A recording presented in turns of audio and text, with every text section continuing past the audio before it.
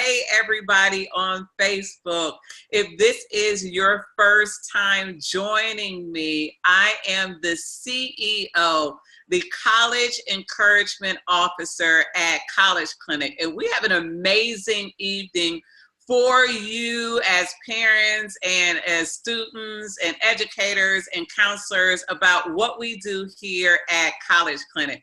So if this is your opportunity to tag a friend, tag a parent, tag someone who needs this, because tonight I'm going to talk to you all about FAFSA.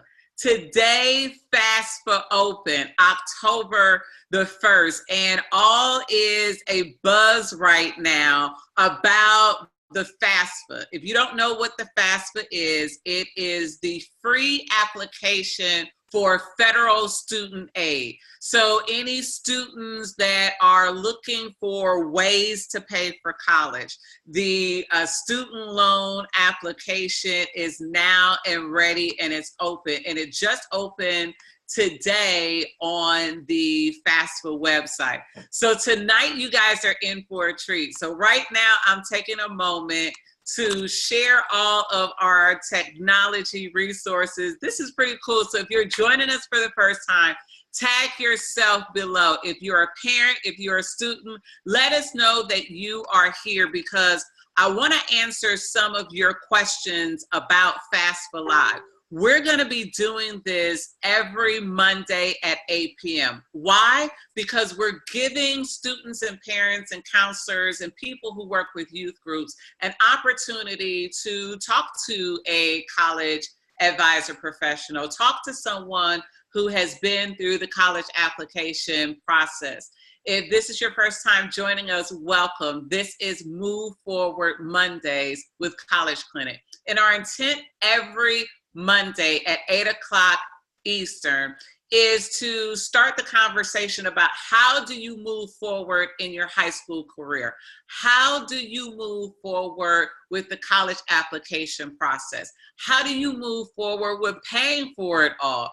How do you move forward in creating a plan for what life and learning looks like after high school? So again, before we deep dive into what we got going on today, I want you all to tag a parent. There are parents that need to understand what the financial aid process is. Look, I went to school, and some of you on this broadcast now have went to school so long ago that you may not be aware of all of the things that are going on in the space of federal financial aid. And tonight we're going to talk about it. As traditionally, up until a couple of years ago, federal financial aid, I think, came out in January, February, March of the calendar year after you filed your taxes for this year or for that particular school year. So what's happening now, and what happened a couple of years ago, is that federal financial aid heard from the community.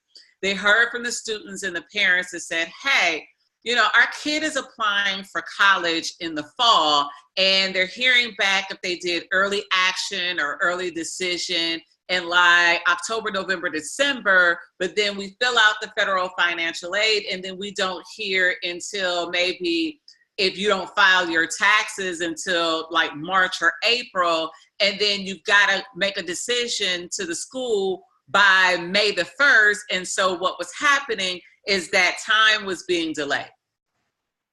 And so the Department of Education, those federal financial aid, those student loans, formerly known as Sallie Mae, what has happened now is that they moved the application process forward to today. So every year, the federal financial aid opens October the 1st. So a lot of parents are understanding the new wave of federal financial aid. Another thing that has changed in the process is that back in the day when I went to undergrad, I can't tell you how many years ago it was, but What happened is that when you were applying for federal financial aid, especially if you were a freshman going to college or if you were under the age of 24, you needed your parents' information. Well, that still holds true today. The difference is that back in the day, you had to complete the federal financial aid process in a couple of ways. Either your parents would complete it for you, or your parents would go up to the school with their tax information, their 1040 that they filed, and sat with a counselor or sat with financial aid nights that they have in the community. Or they gave their information to their child and the two of them would sit down and fill out the FAFSA information together. Well, time has teleported and the federal financial aid is now using emerging technology. And so what happens now is that the great part is that the federal financial aid process has been compressed to what used to seem like it took forever. Now, for first-time users, it takes about 20 minutes, 25 minutes maximum. So now also is that the parents have their own user ID information and the student has their user information. And so what happens is that when the parents open up an account and the student opens up an account, that the Department of Education and the Department of Labor now syncs up the parents' financial information to the student.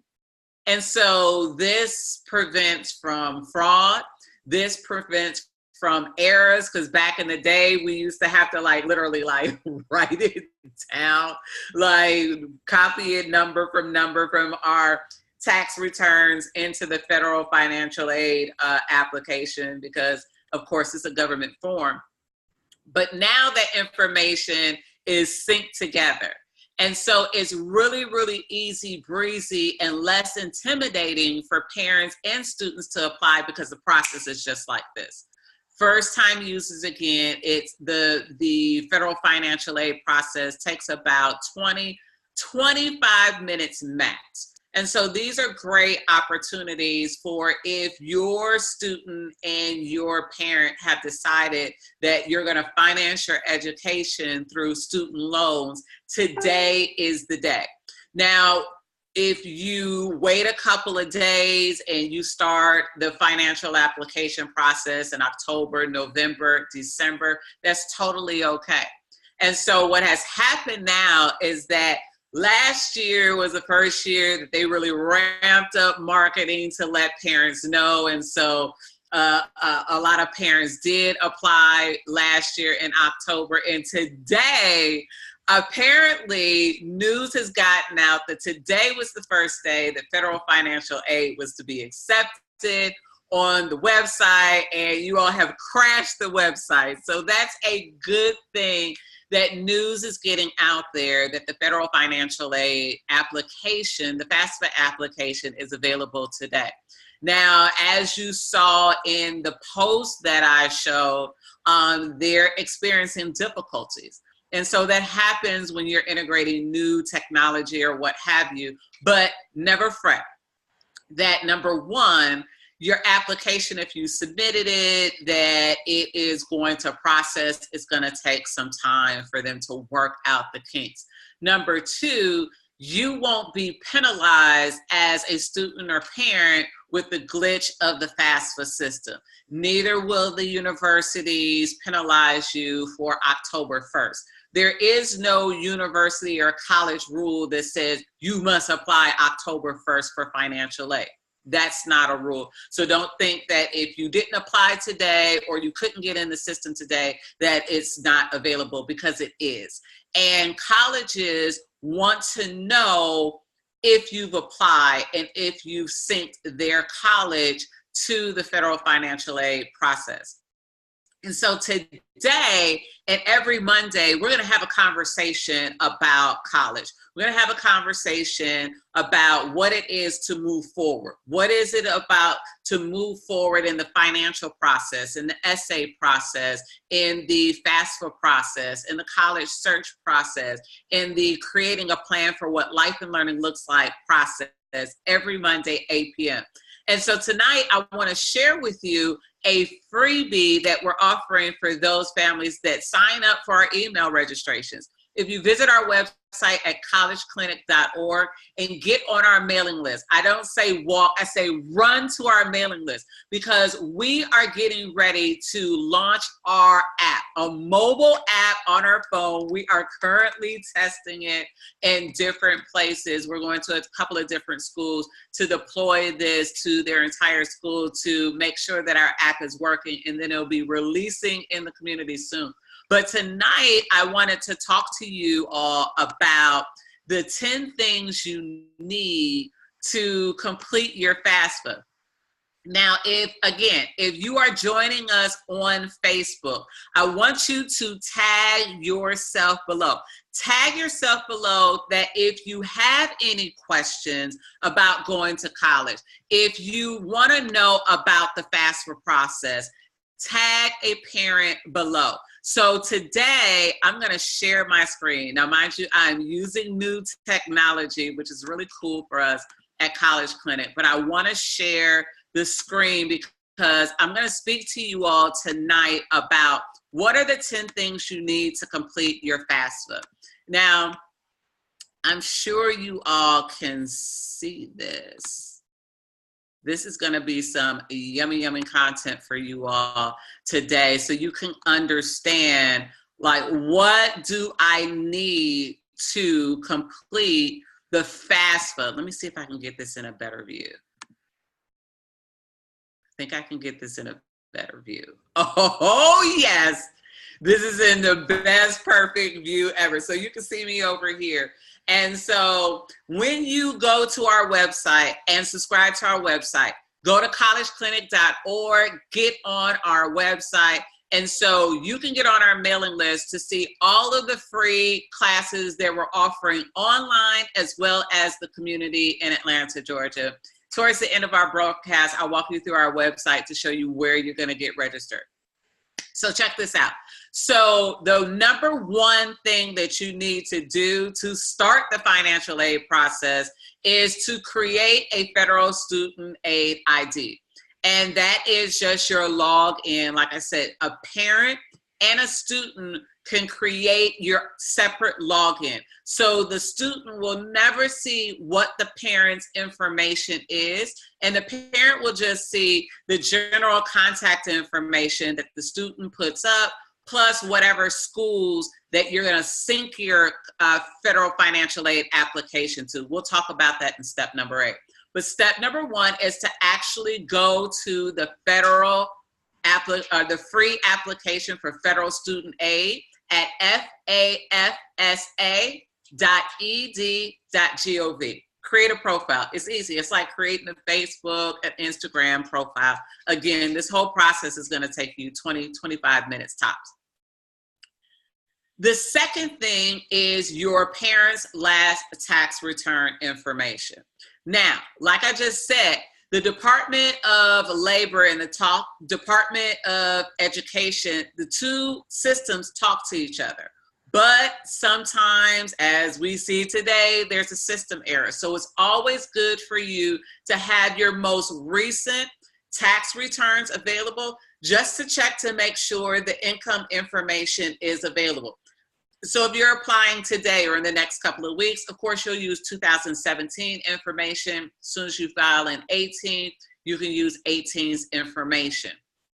But you want to have it readily available for you to make sure and to double check to make sure that your information is there.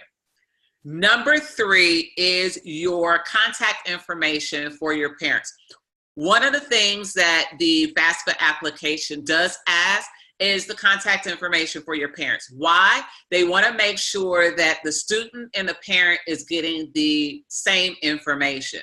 So they're sending emails out to let you know what your SAR report is. That means that once you fill out your financial aid report, you're going to get a student aid report back that lets you know what is your level of loan that they're going to give you. Let's take a pause for you all to kind of understand what are the ways to pay for college? There's a few ways to pay for college. Number one is cash and savings. That means that the student or the parent is writing cash directly to the financial office at the student's college of choice, and that there will be no debt at the end of college. The second way is through loans. They can be private loans from a bank, or they can be financial aid loans from the Department of Labor. That's what we're talking about today.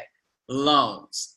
The free application for federal student aid is a loan, which a loan is when they give you money to go to college, and then 6 months after you graduate or leave school and don't come back, you're responsible for paying that debt off that you paid to the college.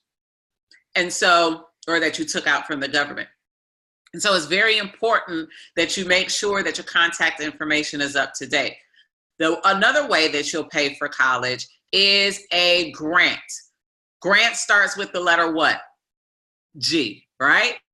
G stands for grants, which is a gift, which means that you don't have to pay back. So Pell Grant, a scholarship grant, money that's given to you that you don't have to give back, is another way to pay for college. As you know, scholarships may have grades or community service or internship opportunities that are connected in order to maintain your scholarship. So you want to look at all different ways to pay for college. Tonight, we're talking about the free application for federal student aid.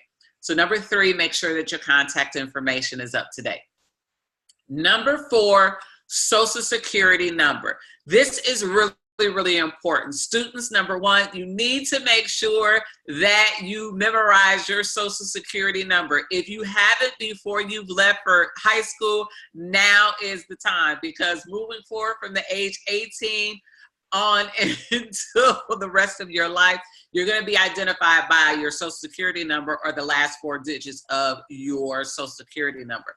Additionally, the Department of Labor, the IRS, not the Department of Labor, the Department of Education and the IRS are talking to each other. I've been writing a grant all day. So the Department of Education and the IRS are talking to each other. And so the IRS needs your parents' Social Security number because they need to see who claimed what child, to find out they're the head of the household and what children that they're claiming on their taxes. And so transparently with parents, if you have not filed your taxes with the student that will be attending school in the fall and you want them to apply for federal financial aid, you need to claim them on your taxes. Now, depending on students that live with one parent and not the other, they are going to take both parents' income into consideration. Whether that parent is living in the household or not, they do factor that into the amount of money that will be contributed to the student. And so there's all different types of scenarios and different scales of how the government determines how much federal aid that they give. But one thing is consistent is that the parent and or parents that claim that child on the most recent taxes also establish residency.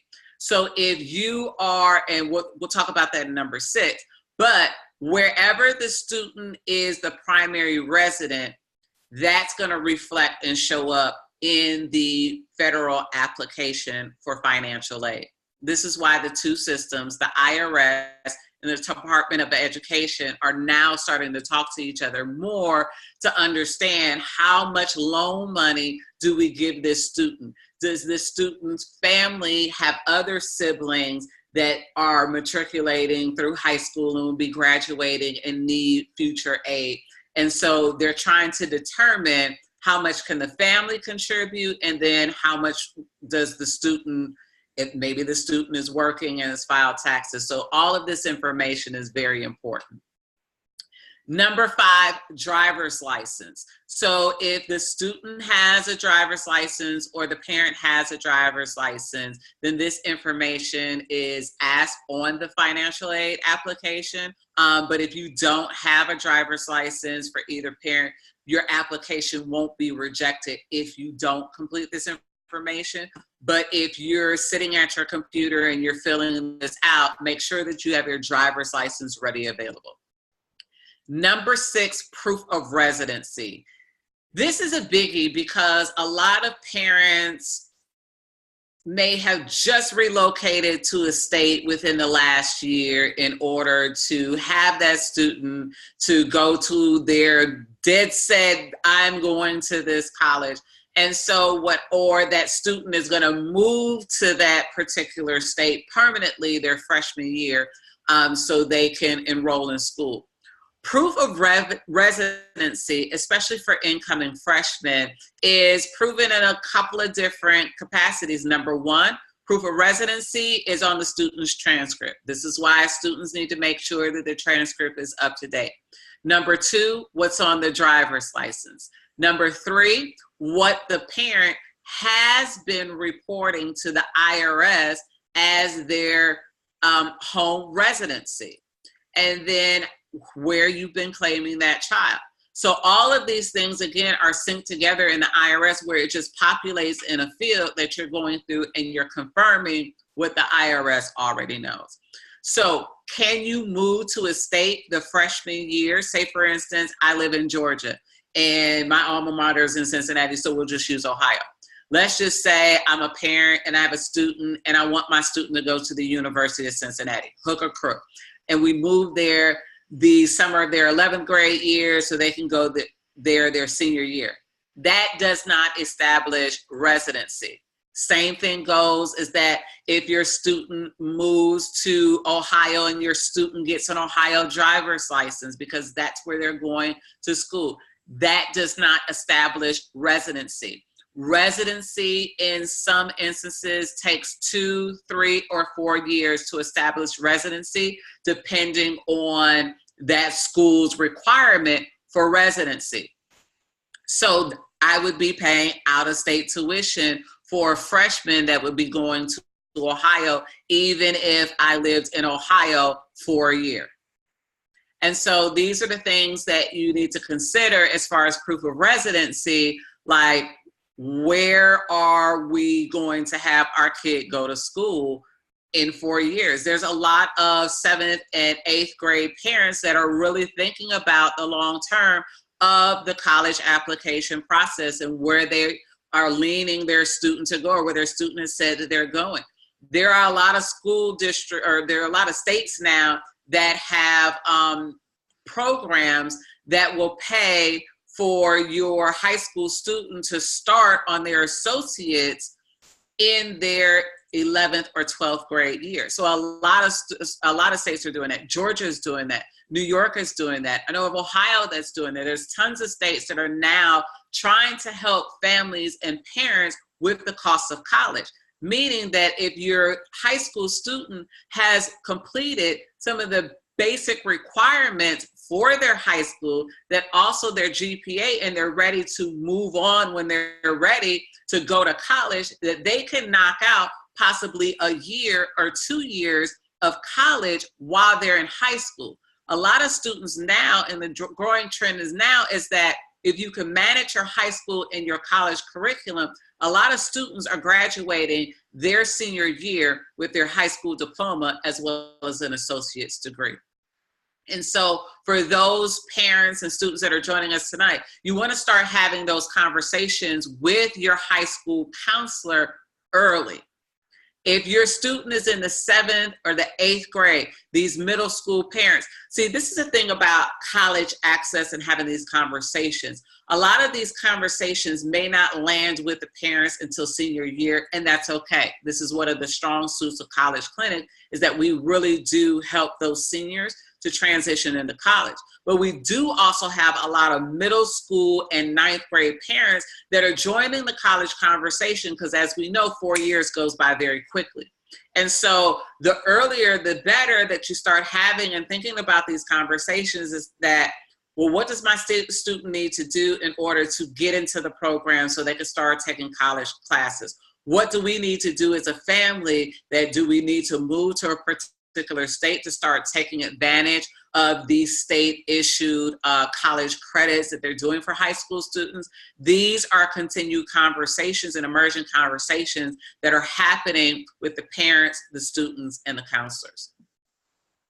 Number 7, benefits received from federal programs. The FAFSA is checking the information to understand, to see if your family qualifies and or receives for SSSI or food stamps. Basically, if your student is receiving free and or reduced lunch currently at the school, there are associated benefits to receive federal programs or federal financial aid that, depending on, again, your household income, that you may get more money to go to school or possibly Pell Grant opportunities.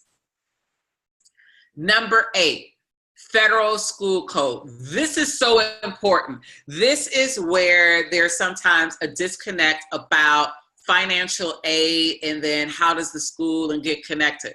I've heard a lot of horror stories about freshmen arriving to campus and their federal financial aid has not been processed.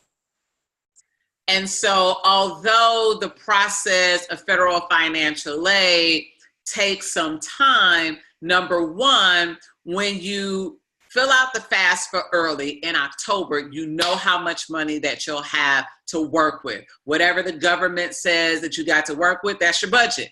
Plus whatever financial savings that you may need to contribute to pay the full tuition, you know what you got. And so the parent and the student needs to start having the conversation with the college. And number 1, what do we do from here now that you have our financial aid application? Because it all starts in the FAFSA process. When a student is applying, let me back up for a second. When a student gets ready to take their SAT or their ACT, during the application process, they ask the student, what schools do you want us to send your scores to? What colleges do you want us to send your scores to? Because the SAT and the ACT allow you to send your scores to 4 schools. 4 colleges or universities that you want to see your test scores. They ask on the SAT and the ACT application, what is the federal school code? This is a 6-digit code that the government has given out to every school. And so those are the same codes that that the student puts in their portion of the FAFSA application. So making sure those federal school codes are up to date in the FAFSA application, that you're adding as many schools as you want the financial aid information to go to. So you need to make sure as students and parents that you're making sure that your FAFSA application has every single one of the federal school codes that you're applying to, so the colleges can receive the information about how much money they have to work with you. Having the financial aid information at that school also tells the school if you're eligible for additional financial resources at that college. Let me say that again.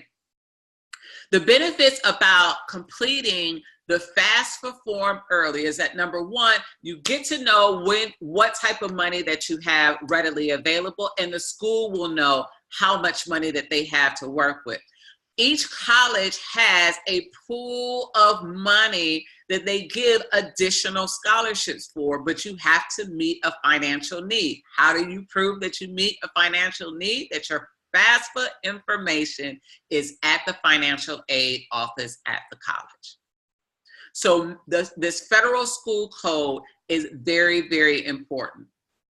Looks like we have a question from our Facebook. Someone says, can you scroll down? Let's see. gonna make sure that you guys can see this. I'm gonna make sure that you can see this. Hold on one moment. Because someone says, can you scroll down? The great part about scrolling down is that whoever just asked this question, you get an opportunity to receive this free as a download. As soon as you register on our website to subscribe to our website, you'll get an email with this as a freebie. So let me make sure that you are seeing what we see. Let's go back. I'm going to share my screen again. Make sure that you are posting your questions down below. You are welcome. If you have any questions about the federal financial aid process, please let me know.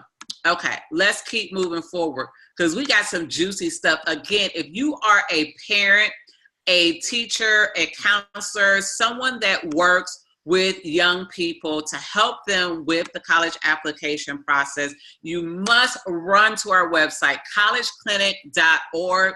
Get on our email list so you can get all of the free nuggets that we got going on.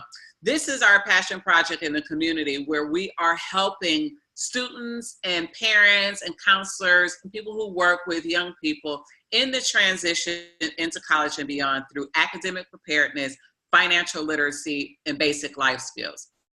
And this is a really, really important time. Again, today, the free application for federal student aid, again, the free application for federal student aid. The application is free, but the money is not.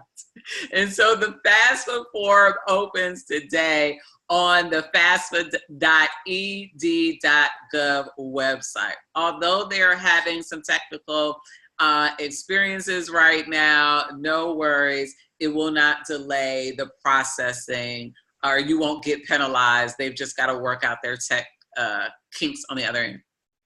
Number 9, email address. You students have to check your email. Now, this is what I advise a lot of our students, because depending on your students' email culture, a lot of schools are going to an email-based communication. Their curriculum is online. They frequently check their email all day, every day. And then there are some students that don't have that technology integration in their school, so they don't check their email. They have an email account that they probably use to set up social media, but it's not downloaded to their phone, and they're not in the daily habit of checking their email. If your student is not in the habit of checking their email, number 1, you need to get them on board, because that's the way that they communicate in college. So they need to start as a senior really getting into checking their email, because a professor will send you an email an hour before the class that says that you got a quiz, and if you're not checking your email and you missed it. So students really need to get in the habit. Now, because your emails are probably inundated with a whole bunch of college stuff, colleges sending you stuff, especially if you register for the SAT, ACT, like it's just like a floodgate of like spam that's coming through. And so where important information doesn't get lost, I recommend that families create a separate email account that everybody has access to. Mom, dad, a mentor, the student, whoever's responsible in your family that's going to make sure that they check it. Creating a general email will filter all of that stuff to one email. It won't jam up your personal email. It won't get lost where your student is not checking it. But a family email for the email addresses that's consistent on all the applications, the financial aid application, the student's application, what have you. There needs to be one central email call it what you need to call it, where it's professional, that everyone has an opportunity to stay on top of the communications, because you don't want to lose your SAR email. You don't want to lose your user information in your email. And you definitely don't want to miss updates and alerts from colleges, because now colleges are in the process of reviewing. If they don't receive everything, they may send you an email, so you need to be on top of that. Number 10, prepares information. This is an application that's going to the Department of Education and the IRS. So it is really like a tax form. So you know how if you are paying H&R Block or a family friend that's gone through the tax preparation process and you've paid that person, you have to include their information on the tax form, just like how you have to include their information on the FAFSA. Why? Because this is a government application, and they want to know, just like if a CPA or someone filed your taxes, they want to know if you paid someone to complete the FAFSA. Here at College Clinic, we don't charge families to complete the FAFSA. When your high school offers these financial aid nights, they don't charge you. There's tons and tons and tons of resources that are free and are cost effective, that parents don't have to invest a considerable amount of money into this. This is why they've made the application process so seamless. But if you're a family that pays someone to do it, you do need to enter their information. And so that's the 10 things you need to complete your FAFSA. Let's run through the top 10 real quick. Number 1, log into the FAFSA.edu.gov website and create a profile, the federal student aid profile. Number 2, make sure that you have your tax forms readily available, your tax returns, your 1040 or your 1040 easy as a parent, your most recent. Number 3, contact information for the parents. We need to make sure that the parents' contact information, that someone's answering the phone and someone's checking the email. Number 4, Social Security numbers for the student and the parents. Students, now's the opportunity for you to memorize your Social Security number. Parents, make sure that you're putting your Social Security numbers in there and making sure that all of the information is correct. Number 5, driver's license. This is optional yet encouraged because it confirms residency of where the student lives and what state that the student lives in. Number 6, proof of residency. That these colleges want to make sure that the student is considered in-state or out-of-state, and you prove that through the driver's license, through the Social Security number, making sure everything matches up. Number 7, benefits received from federal programs. If you receive free and or reduced lunch, you may be eligible for a higher loan amount or other opportunities like Pell Grant or work study programs. Number 9, email addresses. Make sure that you are entering in an email address that you frequently check, and make sure that you check it every single day to get the most up-to-date information about your financial aid process. And number 10, prepares information. If you are a parent that is paying someone a fee to complete your FAFSA information, you want to make sure that you have their information readily available to put in the application.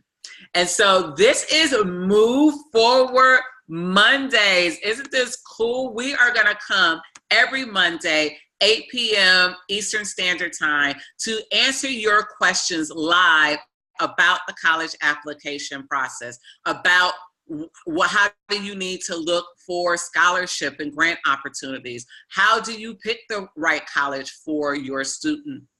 What are the actual steps through the application process? And one of my favorites that we're going to do live is how to write your winning college essay. A lot of great things are happening at College Clinic. Make sure that you visit us at www.collegeclinic.org. Jump on our mailing list and you will receive the 10 things you need to complete your FAFSA and a whole bunch of other goodies that are coming out. We have tons and tons of free resources for our students. Let me just jump on let me just show you where we are so you can take a look on our website. I'm going to pull up my website real quick so you can see all of the great things that are happening at College Clinic. So you'll make sure that you jump on our mailing list. Woohoo! We got a new website. I'm so excited. So you make sure that you jump on our email site. Here are all of the cool things that if you're interested in us coming into your classroom, if you're an educator or a teacher or a counselor that would love for us to come to your school, we're available to come to your school. If you are a community organization having a youth group that you meet on Sundays or Saturdays, we offer classes in the community where we'll come to you, as well as our e-campus. This is my favorite. So we've got some no-cost programs that are coming to our e-campus. So we'll meet live on a digital platform like this, and we'll be streaming live. We have an app coming soon, so stay tuned for that. And so what you'll do is you'll register for Move Forward Mondays. We have Move Forward Mondays. Let me show you some other classes that we have. So you'll go ahead and you'll register for every session on a Monday live. Let me show you some other things that we got going on in the community. We have, if you're in the Atlanta area, we have classes that are starting this Sunday at the Atlanta Fulton Public Library, the Metropolitan branch on Metropolitan Parkway. And so we are teaching this live, the 10 things you need to complete your FAFSA this Sunday. We're so excited about that one. Another class that we have coming up is called the College Essay Writing. This is happening Sunday, November the 4th here in Atlanta, Georgia, but we're also offering this as an e-course on Monday, November the 5th. So that's a great opportunity. So a lot of our classes that we're offering in live here in Atlanta will be also offering it during Move Forward Mondays.